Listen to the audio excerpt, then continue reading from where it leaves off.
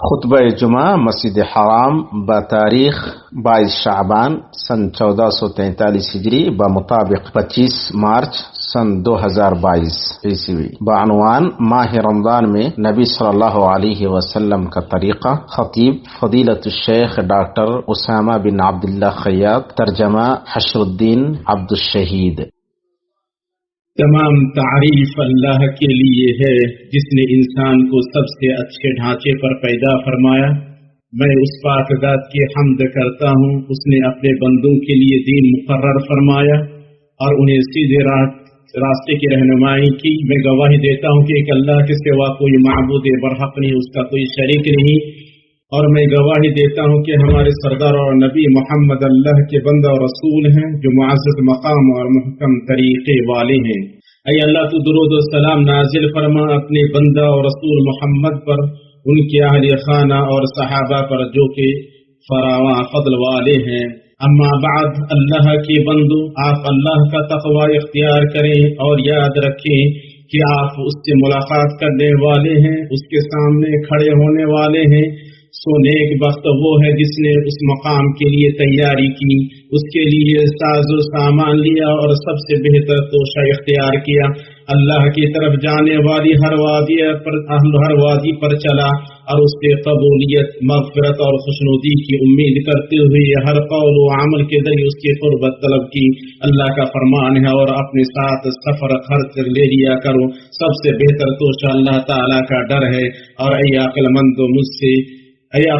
مجھ سے ڈرتے رہا کرو. مسلمانوں، نبی صلی اللہ علیہ وسلم کی زندگی تمام حالات کی طرح ماہ رمضان میں بھی ایک زندہ نمونہ، عملی اطلاق اور ایسا قدوہ و منہج تھی کہ مسلمان اس کی پیروی کرتے ہیں اور پرہیزگار لوگ اس کی مضبوطی سے پکڑے رہتے ہیں. وہ آپ کے منہج پر چلتے ہیں، آپ کے طریقے سے ہدایت لیتے ہیں اور آپ کے نقش قدم پر گامزن رہتے ہیں. اللہ کے اس فرمان کی پیروی کرتے ہوئے، اللہ کا فرمان ہے یقیناً تمہارے لیے رسول اللہ میں عمدہ نمونہ موجود ہے ہر اس شخص کے لیے جو اللہ تعالیٰ کی اور قیامت کے دن کی توقع رکھتا ہے اور بکثرت اللہ تعالیٰ کی یاد کرتا ہے. اور اللہ کی اس فرمان پر عمل کرتے ہوئے جو کچھ رسول تمہیں دے اسے لے لو اور جس چیز سے منع کرے اس سے رک جاؤ. ماہ رمضان کا روزہ ہجرت کے دوسرے سال فرض کیا گیا اور رسول اللہ صلی اللہ علیہ وسلم 9 سال رمضان کے روزے رکھے. شروعات میں روزہ اختیاری تھا کہ بندہ روزہ رکھے یا ہر دن کے بدلے ایک مسکین کو کھانا کھلائے. پھر روزہ حتمی طور پر فرض قرار دیا گیا، مگر صائم اگر افطار کے وقت کھانا کھانے سے پہلے سو جاتا تو اس پر اگلی رات تک کھانا پینا حرام ہو جاتا. پھر یہ منسوخ کر دیا گیا اور روزہ موجودہ رائج طریقے پر تا قیامت فرض قرار پایا. ماہ رمضان کے ثبوت کے سلسلے میں آپ صلی اللہ علیہ وسلم کا طریقہ یہ تھا کہ آپ یقین رویت یا ایک عادل انسان کی گواہی سے ہی روزہ رکھتے تھے، جیسا کہ آپ صلی اللہ علیہ وسلم نے عمر رضی اللہ تعالیٰ عنہما کی گواہی سے روزہ رکھا. اس بابت ابو ہریرہ، ابن حبان اور حاکم نے صحیح سند کے ساتھ ابن عمر رضی اللہ تعالیٰ عنہ سے روایت وہ کہتے ہیں کہ لوگوں نے رسول صلی اللہ علیہ وسلم مل کر چاند دیکھا تو پھر ہم نے رسول صلی اللہ علیہ وسلم کو اطلاع دی کہ میں نے چاند دیکھا ہے، تو آپ صلی اللہ علیہ وسلم نے رمضان کا روزہ رکھا اور لوگوں کو روزے رکھنے کا حکم دیا. آپ صلی اللہ علیہ وسلم کا طریقہ تھا کہ جب روزہ کے مہینے کے استقبال کے سلسلے میں نبی صلی اللہ علیہ وسلم کا طریقہ تھا کہ آپ رمضان سے 1 دن یا 2 دن پہلے روزہ رکھنے سے منع فرماتے، سوائے اس آدمی کے جو روزہ رکھتا تھا تو وہ روزہ رکھے. جیسا کہ اس حدیث میں آیا جسے شیخین نے اپنی صحیح میں ابو رضی اللہ تعالیٰ عنہ سے روایت کیا اور الفاظ بخاری کے رسول صلی اللہ علیہ وسلم نے فرمایا تم میں سے کوئی رمضان سے 1 دن یا 2 دن پہلے روزہ نہ رکھے، مگر ہاں اگر کوئی آدمی پہلے سے روزہ رکھ رہا تھا تو اس دن کا وہ روزہ رکھے. روزے کے دن کے استقبال کے سلسلے میں آپ صلی اللہ علیہ وسلم کا طریقہ تھا کہ آپ سحری کرتے اور سحری کرنے کی ترغیب دلاتے اور اس پر ابھارتے اور اس کی مبارکباد کہتے. آپ سحری کو مؤخر کرنے کی دعوت دیتے، یہاں تک کہ آپ صلی اللہ علیہ وسلم کی سحری اور اذان کے درمیان میانہ 50 آیت کا فاصلہ رہتا، جیسا کہ اس حدیث میں آیا ہے جسے شیخین نے انس بن مالک رضی اللہ تعالی عنہ سے اور وہ روایت کرتے ہیں زید بن ثابت رضی اللہ تعالی عنہ سے. وہ کہتے ہیں کہ ہم نے نبی صلی اللہ علیہ وسلم کے ساتھ سحری کی پھر نماز کے لیے اٹھ کھڑے ہوئے انس کہتے ہیں میں نے پوچھا اذان اور سحری کے درمیان کتنا فاصلہ تھا، تو انہوں نے کہا 50 آیات کے بقدر۔ روزہ افطار کرنے کے سلسلے میں آپ صلی اللہ علیہ وسلم کا طریقہ تھا کہ آپ افطار کرنے میں جلدی کرتے اور جلدی افطار کرنے، اور آپ صلی اللہ علیہ وسلم کی سنت کی موافقت کی فضیلت بیان کر کے لوگوں کو جلدی افطار کرنے پر ابھارتے، جیسا کہ اس حدیث میں آیا ہے جسے شیخین نے اپنی صحیح میں سہل بن سعد رضی اللہ تعالیٰ عنہ سے روایت کیا ہے کہ رسول اللہ صلی اللہ علیہ وسلم نے فرمایا لوگ اس وقت خیر میں ہوں گے جب تک وہ افطار جلدی کریں گے۔ آپ صلی اللہ علیہ وسلم نماز پڑھنے سے پہلے افطار کرتے اور رطب یعنی تازہ کھجور سے افطار کرنے پر ابھارتے، اور اگر رطب نہ ہو تو سوکھی کھجور سے، اور اگر سوکھی کھجور نہ ہو تو پانی سے، اور آپ صلی اللہ علیہ وسلم خود ایسا کرتے، جیسا کہ اس حدیث میں آیا جسے امام احمد نے اپنی مسند میں اور ابو داؤد نے اپنی سنن میں صحیح سند کے ساتھ انس بن مالک رضی اللہ تعالی عنہ سے روایت کیا ہے۔ وہ کہتے ہیں رسول اللہ صلی اللہ علیہ وسلم نماز پڑھنے سے پہلے چند رطب یعنی تازہ کھجور سے افطار کرتے، اگر رطب نہیں ہوتا تو چند سوکھی کھجور سے افطار کرتے، اور اگر سوکھی کھجور بھی نہیں ہوتی تو پانی کے چند گھونٹ پی لیتے۔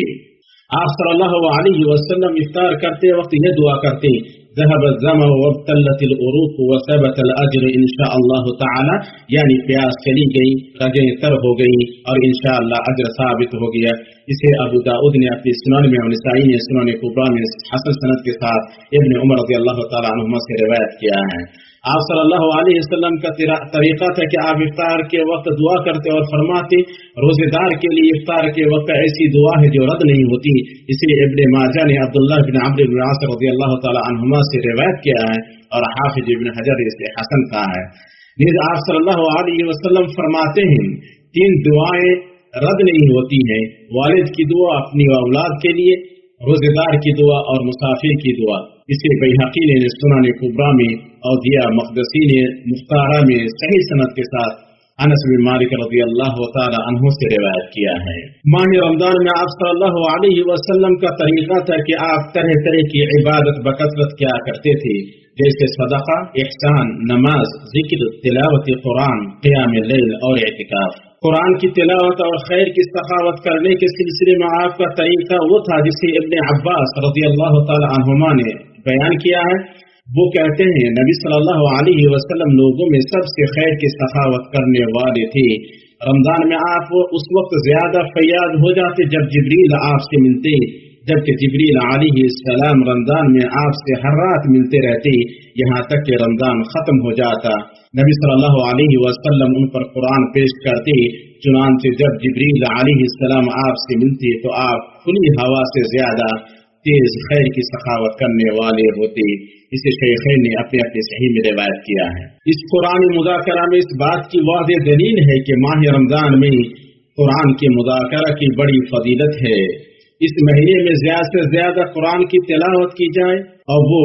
تمام اذکار سے افضل ہے۔ اسی طرح اس میں اس بات کی طرف توجہ مبذول کرانا ہے کہ قرآنی مذاکرہ اور خیر کی سخاوت کے درمیان گہرا رشتہ ہے، اس لیے کہ مذاکرہ جیسا کہ بعض اہل علم نے کہا ہے نفس کی مزید بے نیازی سے رشتے کی تجدید کرتا ہے اور نفس کی بے نیازی سخاوت کا سبب ہے۔ دوسری بات یہ ہے کہ رمضان بھلائی کا موسم ہے، کیونکہ دوسرے مہینوں کی بنسبت اس مہینے میں بندوں پر اللہ کی نعمتیں فزوتر ہو جاتی ہیں۔ چنانچہ اپنے بندوں کے حوالے سے اللہ کی جو سنت ہے نبی صلی اللہ علیہ وسلم اس کی پیروی کو ترجیح دیتے، اس لیے گزشتہ باتوں یعنی رمضان، قرآن، جبریل اور مذاکرہ کے اکٹھا ہو جانے کی وجہ سے آپ صلی اللہ علیہ وسلم کی سخاوت میں اضافہ ہو جاتا،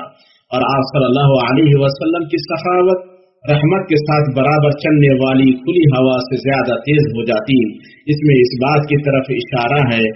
کہ آپ صلی اللہ علیہ وسلم کی سخاوت کا فائدہ ویسے ہی عام ہوتا ہے جیسے برابر چلنے والی ہوا ان جگہوں کے لیے عام ہوتی ہے جہاں وہ چلتی ہے۔ امام احمد کی روایت میں اس حدیث کے آخر میں آیا ہے آپ صلی اللہ علیہ وسلم سے کوئی چیز مانگی نہیں جاتی مگر آپ کو عطا کر دیتے۔ اس میں کامل اور انتہائی درجے کی سخاوت کی طرف اشارہ ہے۔ روزے کے مقصد کا خیال رکھنے اور اس کی حکمت سے باخبر کرنے کے سلسلے میں آپ صلی اللہ علیہ وسلم کا طریقہ تھا کہ آپ روزے دار کو فضول و بیہودہ کلام اور گالی گلوچ سے منع فرماتی اور گالی دینے والے کو میں روزے سے ہوں کہہ کر جواب دینے کا حکم دیتی، یعنی اہل علم کے صحیح ترین قول کے مطابق اپنی زبان سے ایسا کہے۔ شیخین نے اپنی صحیح میں ابو رضی اللہ تعالیٰ عنہ سے روایت کیا ہے کہ رسول اللہ صلی اللہ علیہ وسلم نے فرمایا، جب تم میں سے کسی کے روزے کا دن ہو تو بےہودہ بات نہ کرے اور نہ چیخے چلائے۔ جب کوئی آدمی اسے گالی دینے یا اس سے لڑائی کرنے کی کوشش کرے تو کہے میں روزے دار آدمی ہوں۔ اور امام بخاری نے اپنی صحیح میں ابو ہریرہ رضی اللہ تعالی عنہ سے روایت کیا ہے کہ رسول اللہ صلی اللہ علیہ وسلم نے فرمایا، جو جھوٹی بات کہنا اور اس پر عمل کرنا اور نادانی نہ چھوڑے، اللہ کو کوئی ضرورت نہیں کہ وہ اپنا کھانا پینا چھوڑ دے۔ اللہ کے بندو، آپ اللہ سے ڈریں اور آپ کے لیے طریقہ نبوی محمدی میں بہترین نمونہ ہو، کیونکہ سب سے بہتر طریقہ محمد صلی اللہ علیہ وسلم کا طریقہ ہے اور اس کی پیروی میں اللہ کی محبت و مغفرت کا حصول ہے۔ اللہ تعالیٰ کا فرمان ہے، آپ کہہ دیجیے اگر تم اللہ تعالیٰ سے محبت رکھتے ہو تو میری فرما برداری کرو، خود اللہ تعالیٰ تم سے محبت کرے گا اور تمہارے گناہ معاف فرما دے گا، اور اللہ تعالیٰ بڑا بخشنے والا مہربان ہے۔ اللہ مجھے اور آپ کو اپنی کتاب کے طریقے اور اپنے نبی صلی اللہ علیہ وسلم کی سنت سے فائدہ پہنچائے۔ میں اپنی بات کہہ رہا ہوں اور عظمت و جلال والے اللہ سے اپنے لیے، آپ کے لیے اور تمام باقی مسلمانوں کے لیے ہر گناہ کی مغفرت طلب کرتا ہوں۔ آپ اس سے مغفرت طلب کریں، بے شک وہ بڑا بخشنے والا مہربان ہے۔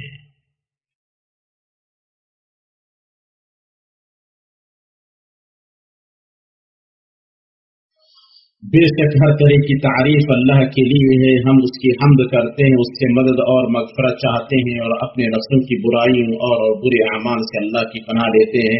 اللہ جسے ہدایت دے اسے کوئی گمراہ کرنے والا نہیں، اور جسے گمراہ کرے اسے کوئی ہدایت دینے والا نہیں۔ میں گواہی دیتا ہوں کہ ایک اللہ کے سوا کوئی معبود برحق نہیں، اس کا کوئی شریک نہیں، اور میں گواہی دیتا ہوں کہ محمد اس کے بندہ اور رسول ہیں۔ اے اللہ تو درود و سلام نازل فرما اپنے بندہ اور رسول ہمارے سردار محمد پر، ان کے اہل خانہ و صحابہ پر۔ اما بعد، اللہ کے بندو، روزہ توڑنے والی چیزوں کے سلسلے میں رسول اللہ صلی اللہ علیہ وسلم کے طریقے میں سے آپ کا یہ بیان کرنا ہے کہ روزہ صرف کھانے پینے، جمع، قے اور سنگی لگانے سے ہی ٹوٹتا ہے، اور آپ صلی اللہ علیہ وسلم سے ثابت نہیں ہے کہ آپ صلی اللہ علیہ وسلم نے روزہ کی حالت میں سنگی لگائی ہو۔ آپ صلی اللہ علیہ وسلم رمضان میں باحالت سیام اپنی بعض بیویوں کا بوسہ لیتے، آپ باحالت سیام مسواک کرتے، آپ باحالت سیام اپنے سر پر پانی ڈالتے، آپ باحالت سیام کلی کرتے اور ناک میں پانی کھینچتے، مگر آپ صلی اللہ علیہ وسلم نے مبالغہ کے ساتھ ناک میں پانی کھینچنے سے منع کیا، اور آپ صلی اللہ علیہ وسلم کو فجر پا لیتی جبکہ آپ اپنی بیویوں سے صحبت کی وجہ سے حالت جنابت میں ہوتے، پھر طلوع فجر کے بعد غسل فرماتے اور روزہ رکھتے۔ روزے داروں سے نرمی اور ان سے تنگی دور کرنے کے سلسلے میں آپ صلی اللہ علیہ وسلم کے طریقے میں سے یہ ہے کہ آپ نے اس شخص پر سے قضا ساقط کر دی جو بھول کر کھا پی لے، اس لیے کہ بھولنے والا مکلف نہیں ہے۔ شیخین نے اپنی صحیح میں ابو ہریرہ رضی اللہ تعالی عنہ سے روایت کیا ہے، رسول اللہ صلی اللہ علیہ وسلم نے فرمایا، جو حالت صیام میں بھول جائے اور کھا پی لے تو اپنا روزہ پورا کرے، کیونکہ اللہ ہی نے اسے کھلایا اور پلایا ہے۔ جب آپ صلی اللہ علیہ وسلم رمضان میں سفر کرتے تو آپ کا طریقہ تھا کہ کبھی روزہ رکھتے اور کبھی روزہ نہیں رکھتے، اور اپنے صحابہ کو دونوں کا اختیار دیتے۔ آپ انہیں اس وقت روزہ نہ رکھنے کا حکم دیتے جب وہ اپنے دشمن سے قریب ہوں، تاکہ دشمن سے مقابلے کے لیے انہیں زیادہ طاقت حاصل ہو۔ آپ صلی اللہ علیہ وسلم حکم دیتے کہ جب اپنے دشمن سے قریب ہوں تو روزہ نہ رکھیں۔ نبی صلی اللہ علیہ وسلم نے فرمایا کہ تم صبح اپنے دشمن سے مڈبھیڑ کرنے والے ہو اور روزہ نہ رکھنا تمہارے لیے زیادہ طاقت کا سبب ہے، اس لیے کہ تم روزہ نہ رکھو۔ اسے مسلم نے اپنی صحیح میں ابو سعید خدری رضی اللہ تعالیٰ عنہ سے روایت کیا ہے۔ ماہ رمضان کے رخصت ہونے کے سلسلے میں آپ صلی اللہ علیہ وسلم کا طریقہ یہ ہے کہ جب دو آدمیوں نے شوال کا چاند دیکھنے کی گواہی دی تو آپ نے روزہ توڑ دیا اور لوگوں کو روزہ توڑنے کا حکم دیا۔ اللہ کے بندو، آپ اللہ کا تقوی اختیار کریں اور ماہ رمضان میں آپ صلی اللہ علیہ وسلم کے طریقے سے بہترین ساز و سامان اور افضل ترین توشہ لے لیں، بے شک وہ کامل ترین طریقہ ہے اور حصول مقصد کے لیے سب سے بڑا سبب اور نفسوں کے لیے سب سے آسان ہے۔ آپ سب خاتم المرسلین پر درود و سلام بھیجیں۔ اللہ تعالیٰ کی کتاب میں آپ کو اس کا حکم دیا گیا ہے۔ اللہ تعالیٰ نے فرمایا بے شک اللہ اور اس کے فرشتے اس نبی پر درود بھیجتے ہیں۔ اے مومنو تم ان پر درود بھیجو اور خوب سلام بھی پڑھتے رہا کرو۔ اے اللہ تو درود و سلام نازل فرما اپنے بندہ رسول محمد پر، جیسے تجھے دونوں نازل فرمایا آل محمد پر۔ اے اللہ تو برکت نازل فرما محمد پر اور آل محمد پر، جیسے تو نے برکت نازل فرمائی ابراہیم پر اور آل ابراہیم پر، بے شک تو عظمت والا اور حمد والا ہے۔ اے اللہ تو راضی ہو جا ان کے خلفاء راشدین عمر، ابو بکر و عمر، عثمان اور علی سے، باقی تمام آل و اصحاب اور ازواج مطہرات سے، تابعین سے، ان سے راضی ہو جا جو تا قیامت ان کی اچھی طرح پیروی کرے۔